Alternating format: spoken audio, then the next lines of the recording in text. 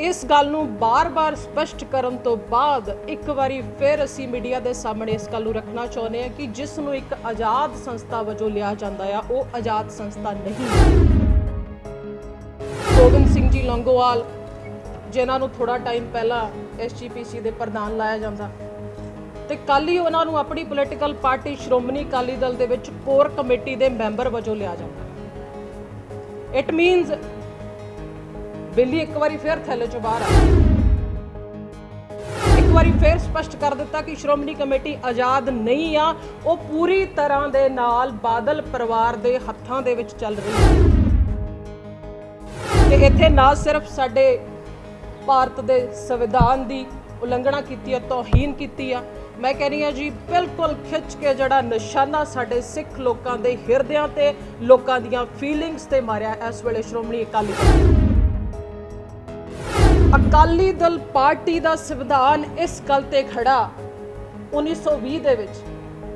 कि सिर्फ ते सिर्फ असी धार्मिक चोणां ही लड़ांगे। ते श्रोमणी कमेटी दे मैंबर की कर रहे ने, ਜਿਹੜੇ ਗੁਰਦੁਆਰਾ ਸਾਹਿਬਾਂ ਵਿੱਚ ਜਿੱਥੇ ਲੋਕ ਆਪਣੀ ਸ਼ਰਧਾ ਭਾਵਨਾਵਾਂ ਦੇ ਨਾਲ ਮੱਥਾ ਟੇਕਦੇ ਆ, ਜਿੱਥੇ ਲੰਗਰ ਦੇ ਵਿੱਚ ਆਪਣਾ ਹਿੱਸਾ ਪਾਉਂਦੇ ਆ, ਜਿੱਥੇ ਰਸਤ ਦੇ ਕੇ ਆਉਂਦੇ ਆ, ਉਹ ਸਾਰਾ ਘਿਓ, ਸਾਰਾ ਅਨਾਜ, ਸਾਰਾ ਜਿਹੜਾ ਦਾਲਾਂ ਨੇ ਕਹਿੰਦਾ ਮਤਲਬ ਲੰਗਰ ਉਹ ਇਹਨਾਂ ਲਈ ਚਲਾਇਆ ਜਾਂਦਾ ਹੈਗਾ। ਸ਼੍ਰੋਮਣੀ ਗੁਰਦੁਆਰਾ ਪ੍ਰਬੰਧਕ ਕਮੇਟੀ ਜਿਹੜੀ 1920 ਦੇ ਵਿੱਚ ਹੋਂਦ ਚਾਹੁੰਦੀ ਹੈ ਤੇ ਜਿਸ श्रोमणी गुरुद्वारा प्रबंधक कमेटी दे नाल होंद चाउण दे नाल कहंदा मतलब वो कमेटी वो संस्था आ जिहड़े सारे सिख लोकां दी फीलिंग्स की शमूलीयत करदी है, सिख लोकां दी शमूलीयत करन वाली इक्को एक आज़ाद संस्था जिन्हों पब्लिकली मन्निया जांदा। ते इस गल नूं बार-बार स्पष्ट करन तो बाद एक वारी फिर असीं मीडिया दे सामणे इस गल नूं रखना चाहुंदे हां कि जिस नूं एक आज़ाद संस्था वजों लिया जांदा है वो आज़ाद संस्था नहीं है, क्योंकि कल जिहड़ी श्रोमणी अकाली दल की एक लेटेस्ट डिवेलपमेंट हुंदी है कि गोबिंद सिंह जी लौंगोवाल जिन्हां नूं थोड़ा टाइम पहला SGPC दे प्रधान लाया जांदा ते कल ही उन्हां नूं अपनी पोलीटिकल पार्टी श्रोमणी अकाली दल दे विच कोर कमेटी दे मैंबर वजों लिया जांदा है। इट मीनस बिल्ली एक बार फिर थैले चों बाहर आ गई, एक बार फिर स्पष्ट कर दिता कि श्रोमणी कमेटी आज़ाद नहीं आ, वो पूरी तरह दे नाल बादल परिवार दे हत्थां दे विच चल रही है। ते इत्थे ना सिर्फ साडे भारत दे संविधान दी उलंघना कीती है, तौहीन कीती है, मैं कह रही हाँ जी बिल्कुल खिच के जड़ा निशाना साडे सिख लोकां दे हिरदियां ते लोकां दीयां फीलिंग्स ते मारिया इस वेले श्रोमणी अकाली दल। क्योंकि जिस संस्था नूं जे मैनूं दूसरे शब्दां च भी गल करां तां श्रोमणी अकाली दल जदों होंद चाहुंदा आ तो अकाली दल पार्टी का संविधान इस गल ते खड़ा 1920 दे विच कि सिर्फ ते सिर्फ असी धार्मिक चोणां ही लड़ांगे, पर साडे सामने स्पष्ट कि धार्मिक चोणां किधर रह गई ते किस तरीके दे नाल धर्म नूं अपनी एक बैक बना के, धर्म नूं अपना एक मोहरा बना के लगातार श्रोमणी अकाली दल ने, बादल परिवार ने, बादल साहब ने, सुखबीर बादल जी ने, बीबा हरसिमरत कौर बादल ने लगातार मतलब साडे गुरद्वारा साहिबाना दी ओढ़ लैके लगातार साडे लोकां नूं ढाह लगदी हुण तक इत्थों तक पहुँच गई। जिहड़ी पार्टी इस गल दा दावा करदी है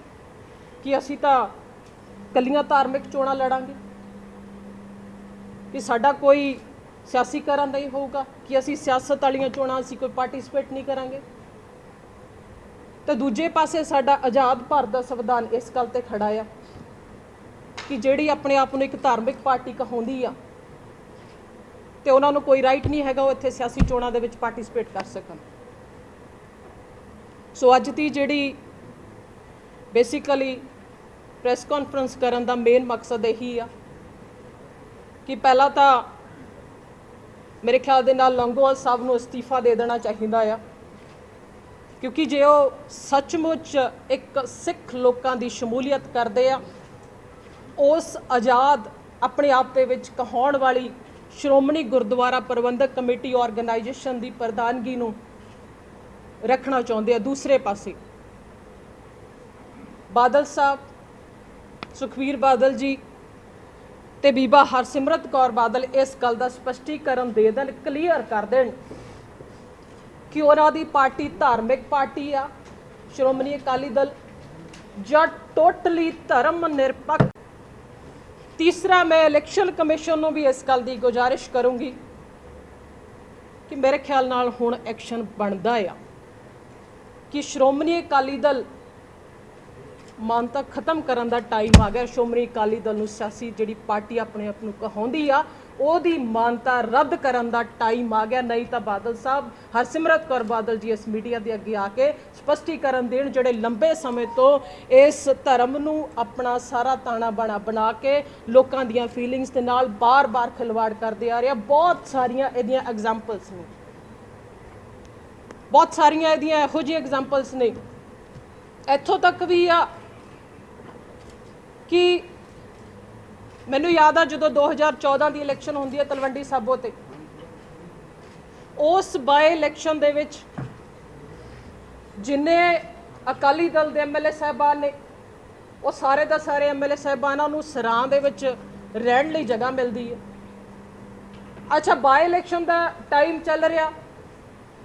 तो श्रोमणी कमेटी के मैंबर की कर रहे हैं,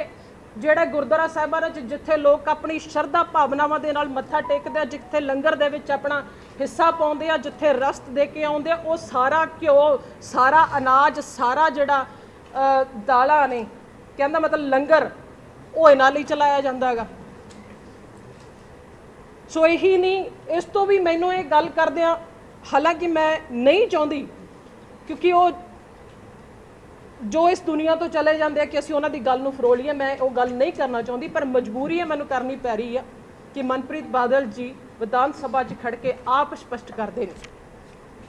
कि जो सुरिंदर कौर जी का भोग होंदा तो उत्थे लंगर रस्त पता कित्थों आउंदी है, गुरुद्वारा साहिबाना चों आउंदी है। इहदा मतलब की है? सो अज आम आदमी पार्टी इस गल की मंग कर रही है, डिमांड कर रही है कि श्रोमणी अकाली दल अपना स्टैंड स्पष्ट करे, क्लीयर करे कि वो कित्थे जो स्टैंड करते आ। कोरिलेटेड हैगा वो बयान आ, ये तो साफ ही स्पष्ट है। जो जिस संस्था नूं ये मन्निया जांदा लोकां दी फीलिंग दे विच कि वो एक आज़ाद संस्था श्रोमणी गुरुद्वारा प्रबंधक कमेटी ते जिहड़े जो गुरुद्वारा साहब उस संस्था के अंडर आउंदे आ ते जिहड़े उन्हां दे जथेदार साहब नियुक्त किए जाते आ तो या फिर वो की बोलते हैं, तो स्पष्ट है कि वो नहीं बोल रहे, उन्होंने पिछे बादल परिवार बोल रहे हैं। यदा बैटर आंसर सोनू बादल साहब आप दे सकते हैं कि उन्होंने ये अगर गल की है खालिस्तान की तो वो की रीजन है क्यों उन्होंने गल की? आप कित्थे खड़ी है जिस मैटर पे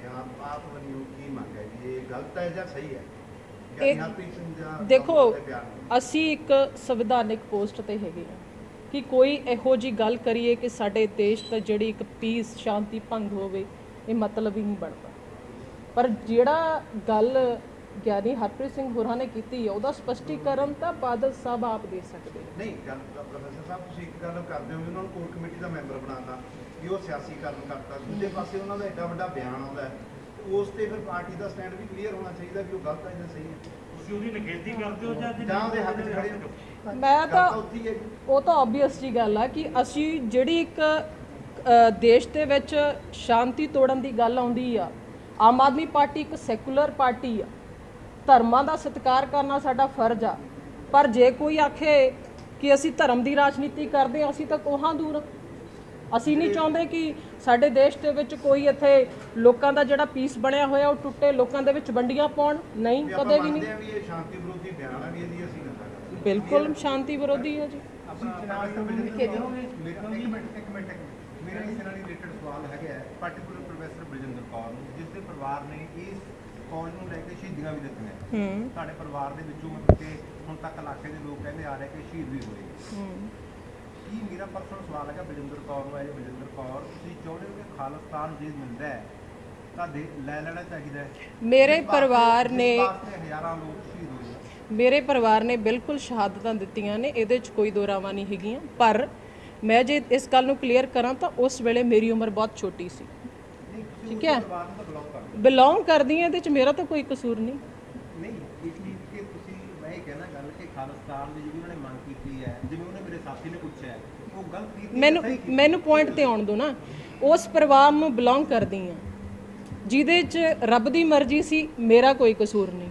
ਉਸ ਟਾਈਮ ਮੇਰੀ ਉਮਰ ਬਹੁਤ ਛੋਟੀ ਸੀ। ਪਹਿਲੀ ਗੱਲ ਤਾਂ ਪੰਜਾਬ ਦੇ ਵਿੱਚ ਦੁਖਾਂਤ ਵਾਪਰਿਆ, ਕੋਈ ਐਸਾ ਨਹੀਂ ਚਾਹੁੰਦਾ ਸੀਗਾ ਕਿ ਉਹ ਦੁਖਾਂਤ ਪੰਜਾਬ ਦੇ ਵਿੱਚ ਵਾਪਰ ਗਿਆ, ਪਰ ਅਨਫੋਰਚੂਨੇਟਲੀ ਵਾਪਰ ਗਿਆ, ਜਿਹਦੀ ਜਵਾਬਦੇਹੀ ਅੱਜ ਕਿਸੇ ਕੋਲ ਵੀ ਨਹੀਂ ਸ਼ਾਇਦ। ਪਰ ਜੇ ਤੁਸੀਂ ਉਸ ਕੜੀ ਦੇ ਨਾਲ ਅੱਜ ਮੈਨੂੰ ਜੋੜੋ ਤਾਂ ਮੇਰੇ ਖਿਆਲ ਦੇ ਨਾਲ ਬਿਲਕੁਲ ਗਲਤ ਆ, ਕਿਉਂਕਿ ਲੋਕਾਂ ਨੇ ਮੈਨੂੰ ਅੱਜ ਇੱਕ ਉਸ ਪੋਸਟ ਤੇ ਬਿਠਾਇਆ ਜਿੱਥੇ 1.5 ਲੱਖ ਲੋਕਾਂ ਦੀ ਮੈਂ ਨੁਮਾਇੰਦਗੀ ਕਰਦੀ ਹਾਂ, ਤੇ ਮੇਰਾ ਕੋਈ ਰਾਈਟ ਨਹੀਂ ਬਣਦਾ ਕਿ ਮੈਂ ਲੋਕਾਂ ਦੇ ਵਿੱਚ ਵੈਰ ਵਿਰੋਧ ਤੇ ਆਪਸ ਦੇ ਵਿੱਚ ਲੜਾਈਆਂ ਕਰਾਵਾਂ। ਮੈਡਮ ਤੁਸੀਂ ਇਲੈਕਸ਼ਨ ਕਮਿਸ਼ਨ ਕੋਲ ਜਾਓਗੇ, ਸ਼ਿਕਾਇਤ ਕਰੋਗੇ ਕਿ ਧਾਰਮਿਕ ਸੰਸਥਾ ਤੇ ਰਾਜਨੀਤਿਕ ਸੰਸਥਾ ਨੂੰ ਇਕੱਠਾ ਕਰ ਰਹੇ ਹੈ? ਇਹ ਜੀ ਜਿਹੜੀ ਅੱਜ ਪੀਸੀ ਕਰਨ ਦਾ ਮਕਸਦ ਆ, ਕਿਉਂਕਿ ਸਾਡਾ ਜਰੀਆ